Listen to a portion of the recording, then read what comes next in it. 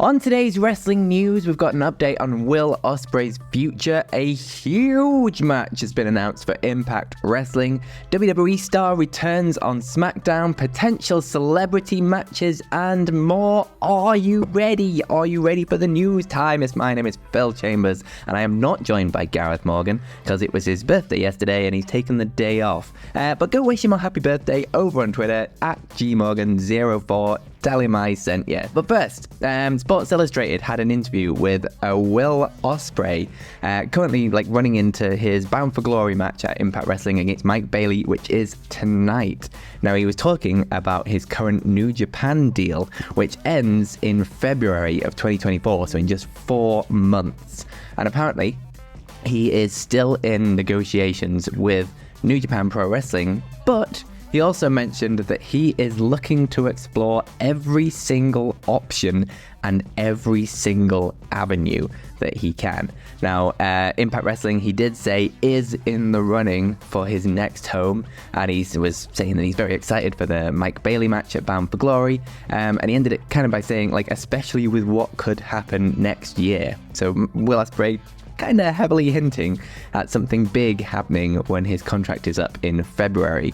Now, he initially debuted for Impact 7 years ago, bloody long time, and obviously he's grown a hell of a lot since then and smashed it in New Japan and across the world, and he is the kind of guy, the journeyman pro wrestler kind of guy who will... Well, he really wants to wrestle absolutely everywhere, and obviously he's been doing stuff for Impact, he's been doing stuff for AEW, obviously been doing stuff for New Japan, a bunch of British companies in Australia, all over the world he's been. So he wants that kind of freedom within his contracts, it feels like. So it's going to be very interesting to see what exactly he means by looking to explore every single option. Is that going to be an Impact Wrestling, which he's hinting at here? Is that going to be an AEW? Is that potentially going to be a WWE, who would probably, definitely want to lock him down onto a much more fixed contract than anywhere else would? So it's going to be very interesting 2024 for one Will Ospreay. But where do you want him to end up? Let me know down in the comments below. Now, that Bound for Glory match with Mike Bailey is tonight, but there is another match that Impact Wrestling have announced that is way bigger than Will Ospreay, massively bigger than Will Ospreay, because it's the one, the only Simon Miller. Yes, our Simon Miller is going to be wrestling for Impact next week at Turning Point, live in Newcastle, against Joe Hendry, another former WhatCulture employee. Who knew? Now, you may have seen a little clip that we put up on our shorts when Joe Hendry and Simon Miller kind of came to the office. They were supposedly trying to get together and hash things out, let's say, and it went a little bit wrong. I do respect it. You want that? Well, you want to take it from me. I am going to take it back. I am. Take it from Charles.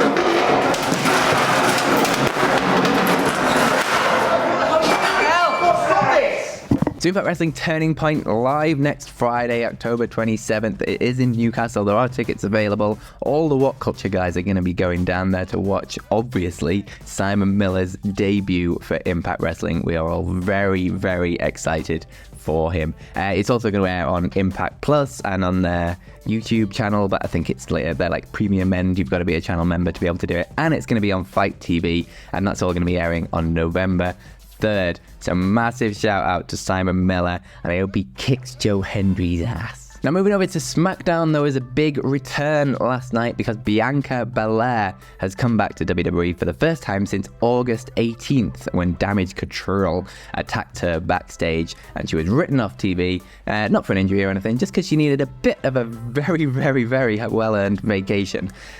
So Io Sky beat Charlotte last night because of Damage Control shenanigans, obviously, and then they started beating up Charlotte after the match, and Bianca came out to make the save to have Charlotte and Bianca stood tall at the end. Now, she is reportedly also going to be part of Crown Jewel, but we'll have to wait and see what that is likely to be. But Bianca Belair is back on SmackDown. But speaking of SmackDown, there was a big match announcement for Crown Jewel, as it is going to be a United States title match. Rey Mysterio versus Logan Paul. They made it official last night. Now, Logan Paul first called out Mysterio straight after his big boxing match where he beat Dylan Dennis.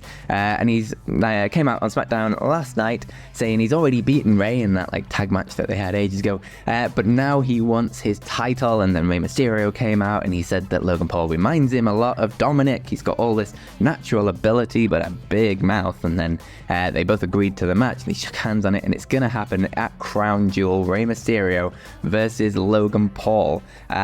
Now, I can see a lot of potential for Logan Paul actually winning this belt. It would be a strange choice, probably, but WWE have done very stranger things in the past, and I could very much see them thinking the upside of having Logan Paul carry that belt around all over the place in his YouTube videos, doing all the appearances and whatever it is, whatever else he ends up doing with it. The amount of eyes he could get on that title would be ridiculous, quite frankly. So I can see them thinking there's a lot of upside there, and there's also the potential for shenanigans with the sort of Judgment Day, and maybe Dominic comes in and costs his dad again at Crown Jewel. Maybe Logan Paul joins the Judgment Day and then they all just drink Purple Prime. Who knows? But I can see this happening. But let me know in the comments below, who do you think's going to win, Rey Mysterio or Logan Paul? Is Logan Paul going to be a champion in WWE? But speaking of celebrities in WWE, there are some potential for a big WrestleMania match. Now, PW Insider Elite are reporting this. The Bad Bunny's tour, his most wanted tour, has a little day off in the middle of it, and it is April 7th, which just so happens to be night 2 of WrestleMania. Now, obviously, this might just be a complete coincidence. He might just be having the day off in the middle of a tour. That is what people do. But the specific day as a gap just feels a little bit coincidental. But it could well happen. I have no doubt that WWE would desperately want either just a Bad Bunny appearance at WrestleMania 40, whether he's in a backstage video or anything, or maybe he does a musical number there or whatever it is, or whether it's a match. Anything, I think they would be very, very, very willing to have Bad Bunny at WrestleMania 40. Obviously, they're going to go all out for it, get loads of celebrity appearances, and he could be one of them. So we'll have to watch this space, I say. To see whether it's actually going to be a match or not. Obviously, he's not had a match in WWE since the Backlash in Puerto Rico, where he had that match with Damian Priest in that amazing crowd reaction to him. So we'll have to wait and see if that's going to be anything at WrestleMania, and if it is, well, let me know in the comments who you want him to face. And finally, on this whistle-stop tour through wrestling news, we've got an update on Adam Cole's injury. Now, Meltzer of the Wrestling Observer newsletter is reporting this. Obviously, Cole broke his ankle in a completely freak injury at Grand Slam when he just kind of jumped off the stage, and it smashed. But it is going to require multiple surgeries, and he is getting a plate and 4 screws fitted in his ankle. Now, the update is that he has had both of these surgeries. The latest was on October the 12th. So he's had the surgeries and he's going into healing, but it's yet to be known how long he's going to be out for, and how long it's going to take him to get back. So all we can do right now is send our best wishes to Adam Cole. He is a lovely, lovely man, and I hope he gets well very, very soon. This is such bad timing for him, especially with the sort of point that he was at with his career and this run with MJF.